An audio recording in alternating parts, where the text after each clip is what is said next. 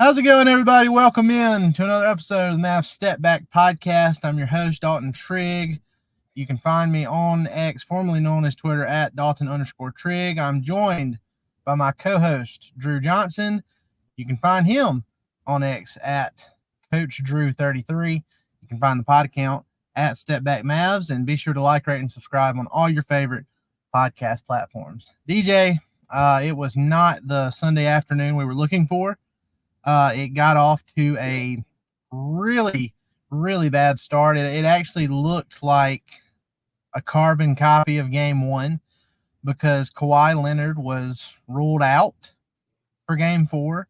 And, the only game the Clippers had won this series up to this point was game one when Kawhi didn't play.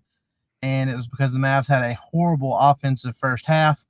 Well, the Mavs came out and they did it again. They had a horrible offensive first half, really, really bad in the first quarter specifically.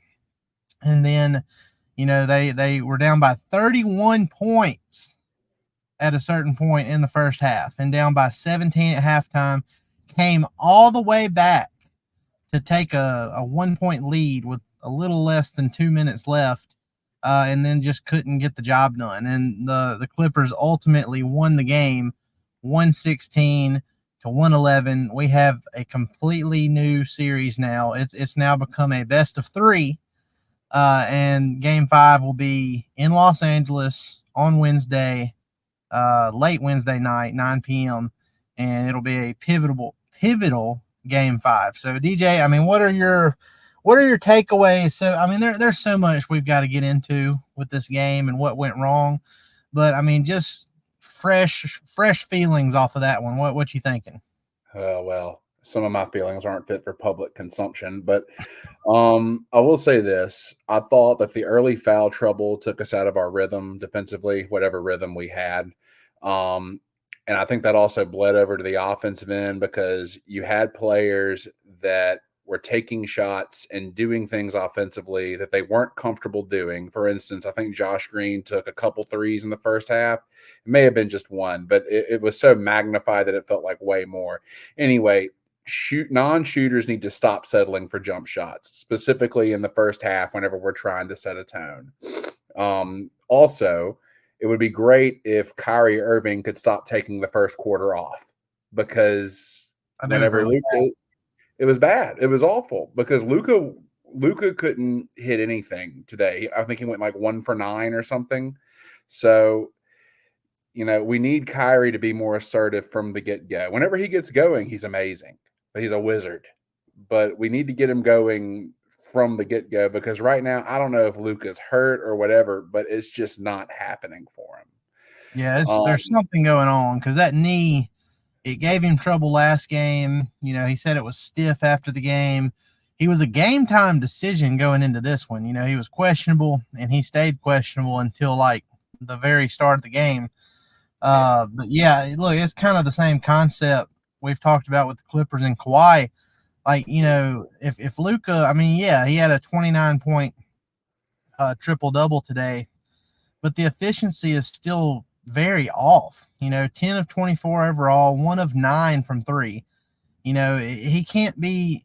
I don't think you want Luka shooting 9 to 10 3-pointers a game, if not more, if he's only going to make a couple of them. Like, it's just not there. The shooting touch is not there for Luka. Like you said, Kyrie, he does tend to take the first quarters off. It takes him some time to get going.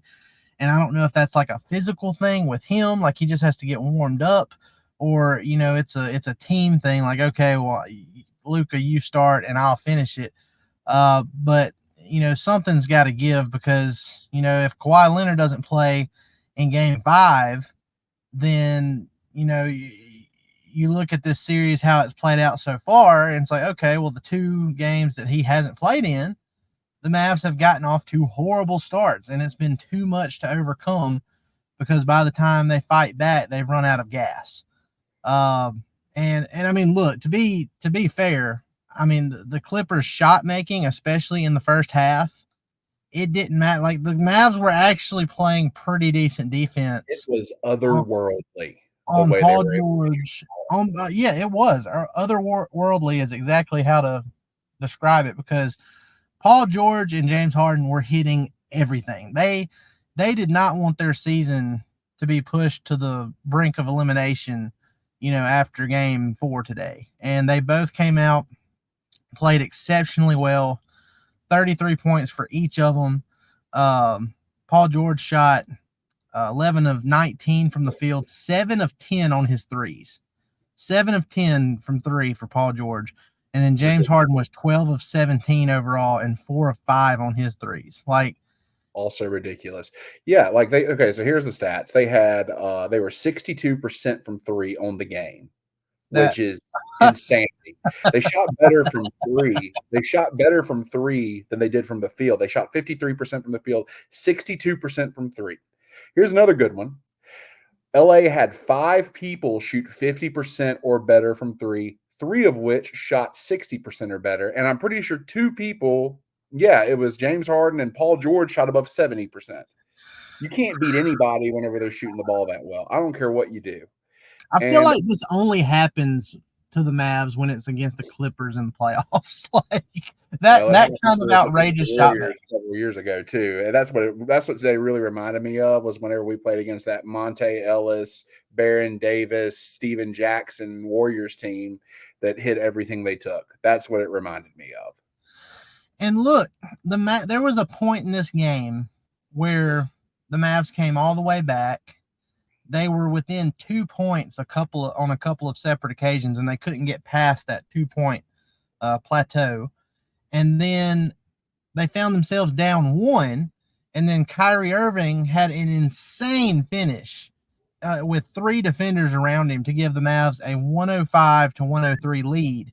And then Paul George did this with less than 2 minutes remaining. So the Mavs finally got the lead.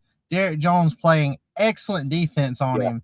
And then Paul George hits a fading into the corner, rainbow over the corner of the backboard 3 that hits nothing but net. I mean, there's nothing else Derrick Jones Jr. could have done on that right there. I mean, that's the only person on earth I think that could have done anything with that shot would have been Victor Wembanyama, and we're talking about a once-in-a-lifetime freak. No, Paul George is one of the best I've ever seen at flow shooting. That means he doesn't have to see the rim.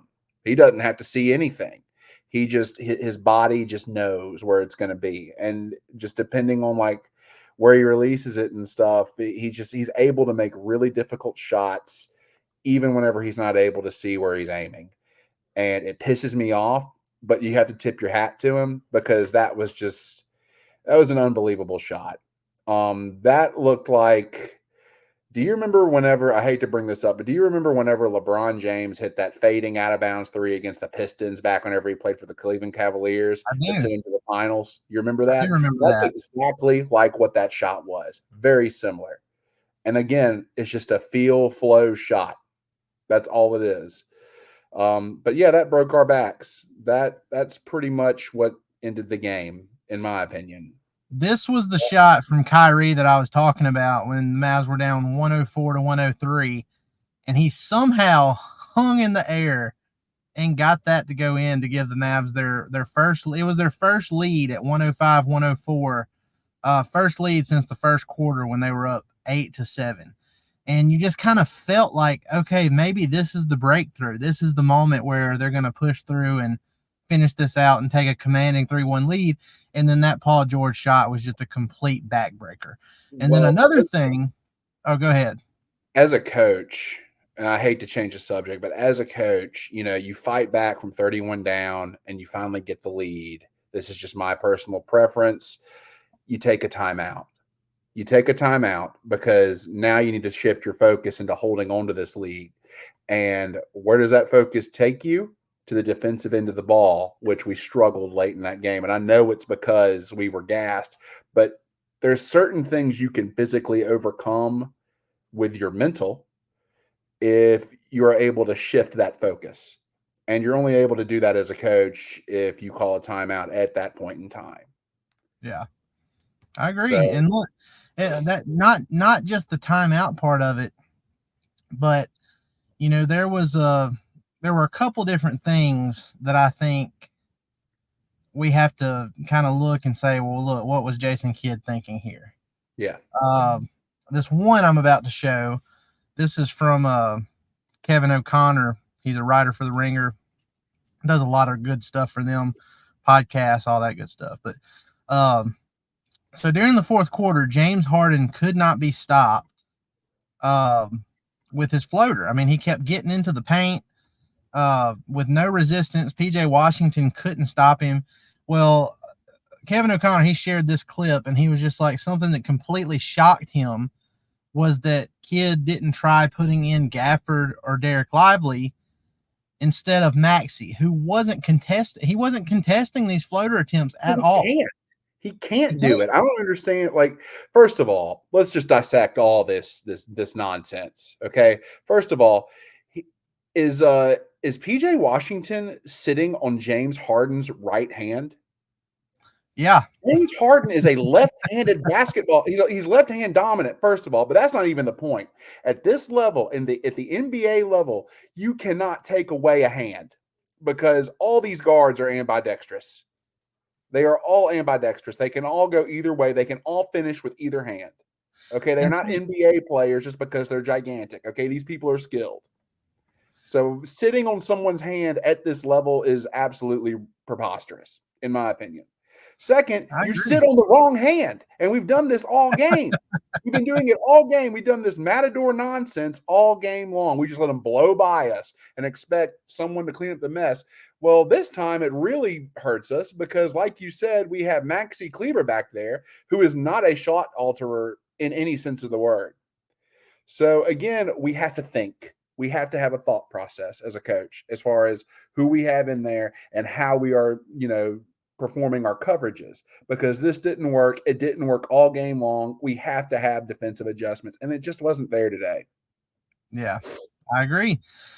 And I mean, look, I do agree with that assessment from Kevin O'Connor about, Maxi Kleber, because I mean, he's just sitting there. He's just a sitting duck. He's not contesting anything. And look, the flip side of that is, well, if Maxey does contest that floater from Harden, then Zubats. Remember, it's like Zubat, yeah.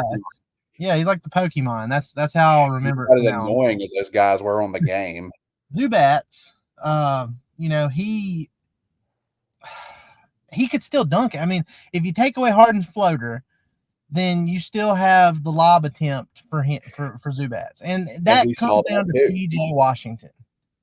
Yeah. PJ cannot get cooked the way he did as many times as he did by James Harden. 33, I think he's 33 or 34 years old, James Harden, that badly in the fourth quarter. That's something that PJ is going to have to take personally going into the last 3 games of this series, because that was hard to watch, honestly. I mean, PJ has been spectacular, but it was hard to watch. I hate to say this, Dalton. I'm not sure this is entirely on PJ, and I hate to constantly just ring Kidd out, but whenever you see something happen over and over and over again, something really specific like that, like how he's guarding Harden and how everybody was guarding everyone out there. I mean, everyone was sitting on a hand.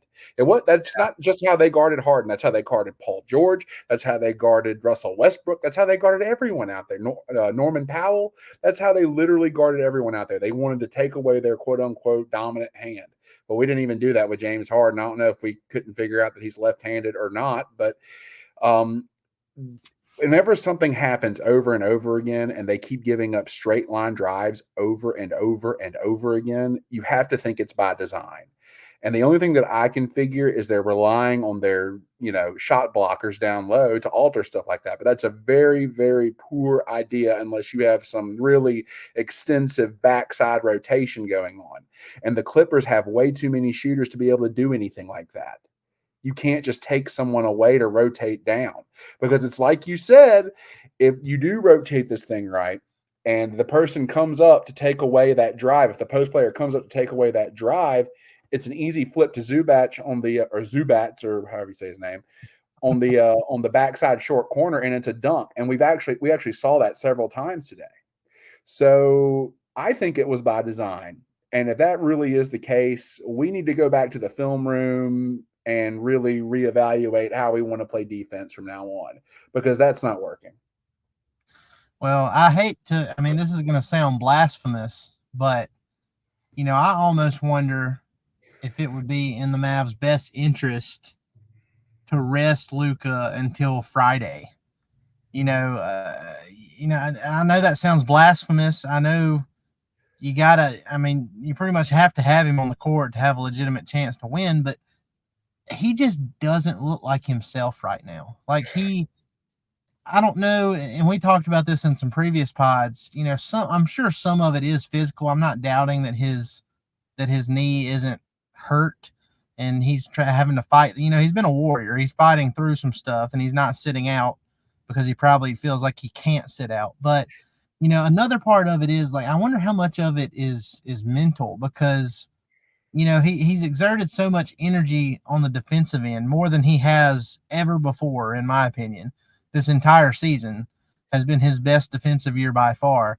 And a part of me wonders if that paired with the knee issue, paired with the psyche part of it, that you've never beaten the Clippers.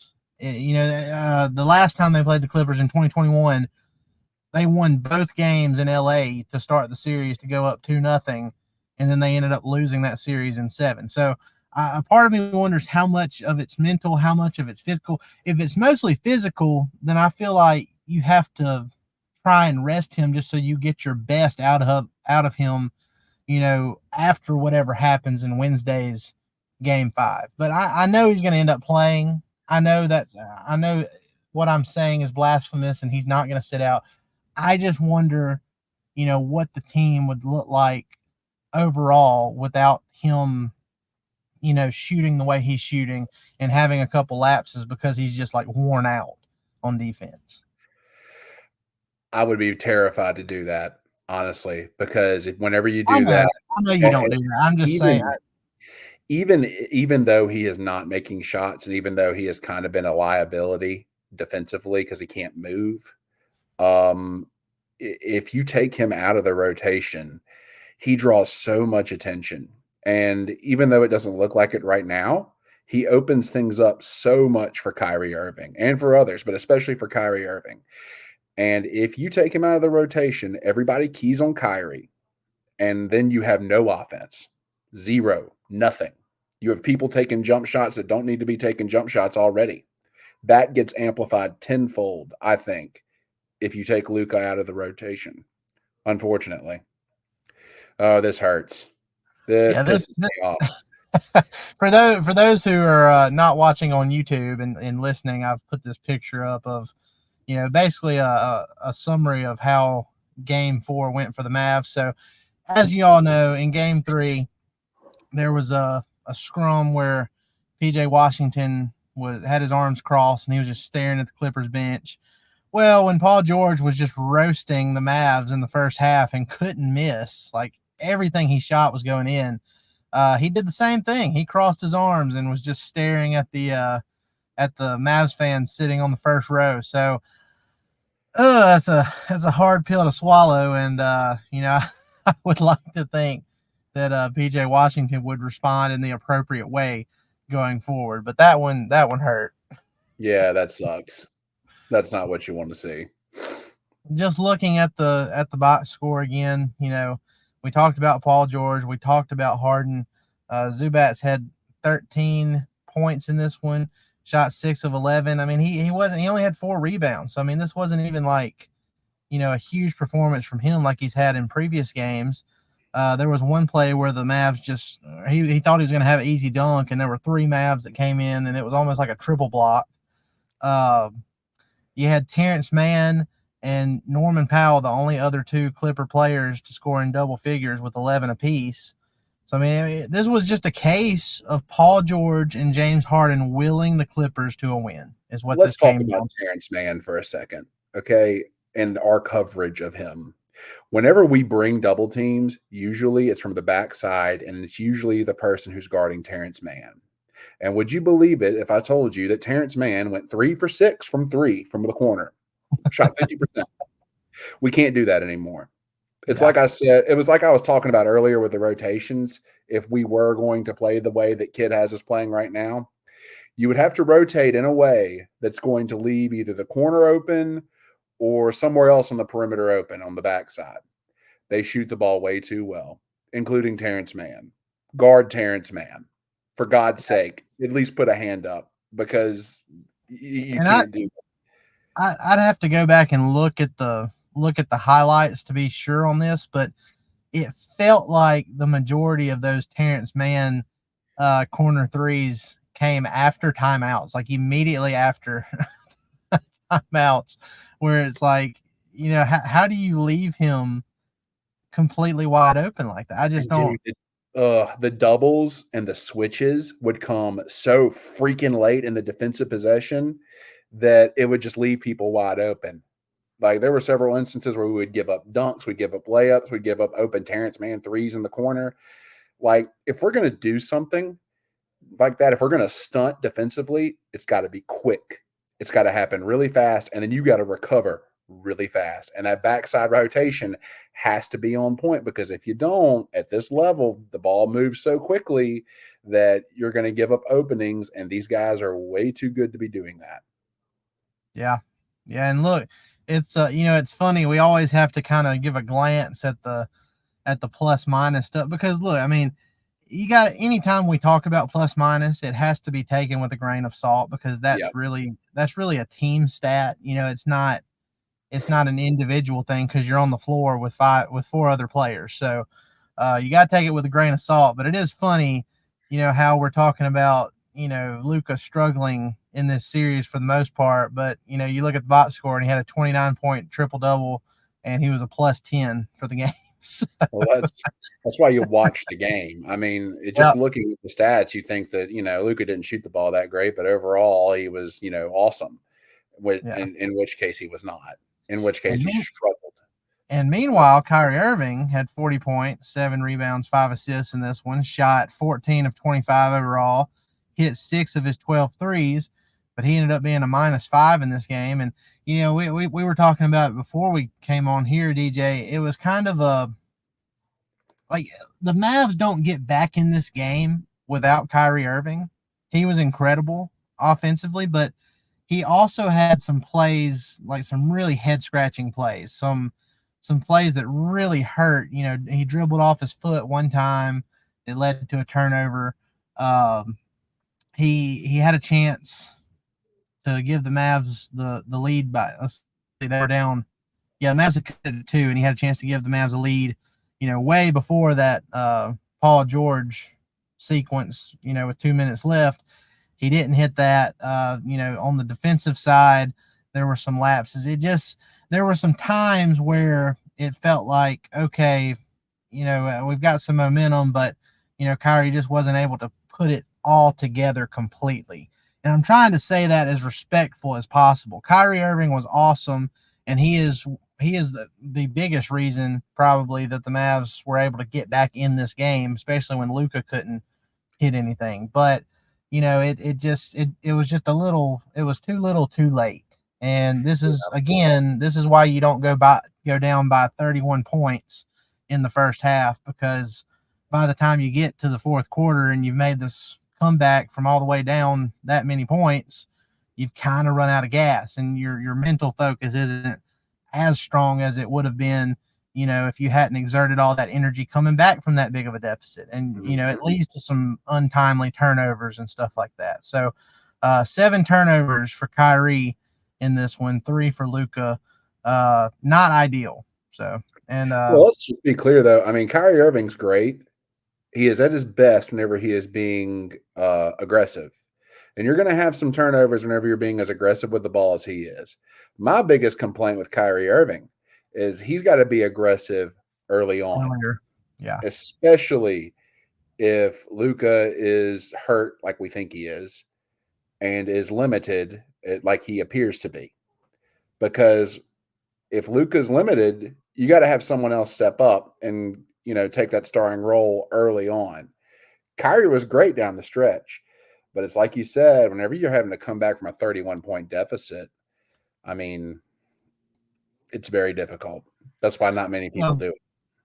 and this is just a side note here. Obviously, you know, the vast majority of the blame for this game goes on the Mavs, whether we want to blame it on. It was a combination, really. It was how the players came out. It was Kidd and some of his questionable coaching decisions that that unfortunately keep being brought up every couple of games. It seems like so. that's the that's the main reason the Mavs are in a tied series going back on the road for Game 5. But another thing I'd like to see is more consistency from the officiating crew going into because the first 3 games of this series, everybody got away with murder both ways, and then to start this one, they started calling ticky tack fouls that got Luka in foul trouble. And it wasn't just the match. I mean, it was both ways. I mean, there were fouls being called on both teams, just really ticky tack stuff. And I feel like that really messed up the flow.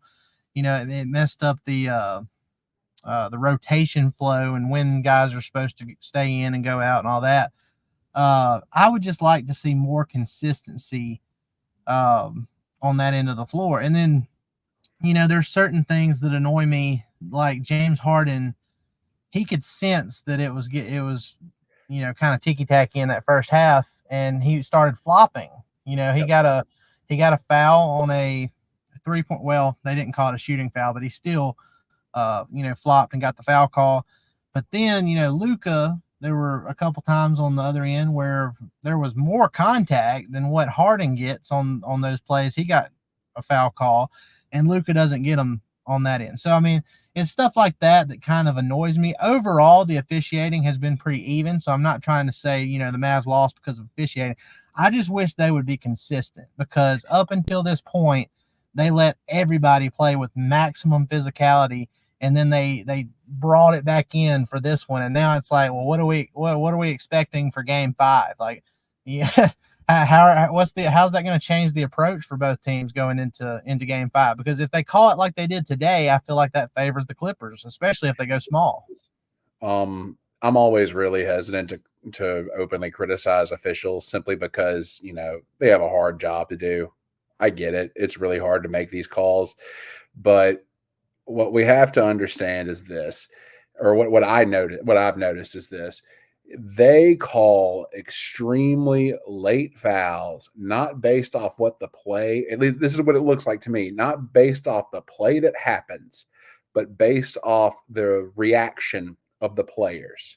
There was a time where James Harden did something, and it was a foul, but James Harden acted like he got raked across the face, and they went to the replay monitor, and nothing happened in the vicinity of James Harden's whole head. So, but they made the call based off of that reaction. There were several other instances like that too. And that's frustrating. That's frustrating from a player standpoint. That's really frustrating from a coach's standpoint. So I would like to see that not happen. But at the same time, we have to treat every game as its own separate entity. So we have to be ready to play with whatever officiating comes out of that gate. Again, can't blame it on the officials. It is on the players to adjust. It is on the coaches to make those adjustments. So treat every game like it's look, just to be perfectly clear, I'm not going to blame officials at all. I'm just saying, it would be nice if they called it as playoff basketball for an entire series, because that's what I don't like. But and it's not the same officiating crew from game to game. They switch it up, so that's part of why that happens. Today it was like Ben Taylor, who I'm pretty sure has some history with Luka. But you gotta play the cards that are dealt, and I wish that they would be able to look at how the series had been called up until this point and would have a little bit more consistency. But look, sometimes the outcome of a game is pretty simple. And the one stat I look at is the 3-point shooting, not just the Clippers shooting 62.1%, but they hit 18 threes and the Mavs hit 11 threes. So that's 7 more threes than the Mavs, and the Mavs lost by 5 points. Also, look at the percentage on the Mavs, and just think about this: you had people shooting threes that didn't need to be shooting threes. First of all, I mean, I think we shot 33% as a team. Am I right on that? I think I Yeah, looked at it that's earlier, but I right. can't Yeah, remember. that's right. And whenever they shoot double the percentage that you're shooting, it's just really hard to compete with that. And It's really another thing I looked at, because I kind of you could feel that he had a positive impact on the game, but I just wanted to go look at the box score to make sure that the way I felt matched with what the result was.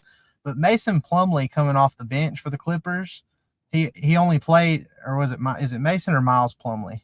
it's Mason. Okay, yeah, that's what I thought. It was Mason Plumlee. He came off the bench for 14 minutes and was a plus 12 in those 14 minutes for the Clippers. Had 6 points, 4 rebounds, 3 assists, 2 blocks. Did a little bit of everything. Went 3 of 3. So I mean that he played a big factor in this win for the Clippers. So that paired with the 3-point discrepancy, all that has us in a deadlocked, tied series at 2-2. And this isn't, it's not over for the Mavs. I mean, obviously the Mavs can still beat this team 2 times in 3 games, but it's going to be interesting to see how Luka looks the rest of this series, because that they need him to hit some shots, and it just hasn't happened yet. We've been waiting on it. Well, we've been saying, also I've been saying mostly, that it's coming for him, and maybe it's not coming. Maybe this is just the style of basketball that's going to be played for the rest of this series. And if that's the case, it may come down to just how the Mavs start the game, because if they start like they did today, back on the road, it's not going to be pretty, and the Mavs will be coming back home down 3-2 if that happens. But we'll see. I mean, the Mavs all season, typically they do a pretty good job of responding to a tough loss. And if they're able to do that in Los Angeles and get that 3-2 lead, I'd feel pretty good about them coming back home for a potential closeout game. So we'll see how it goes. But any other closing thoughts before we head out here? Get Irving going early. Determine a different manner of defending. We got to make our coverages need to be completely different, because this is not working.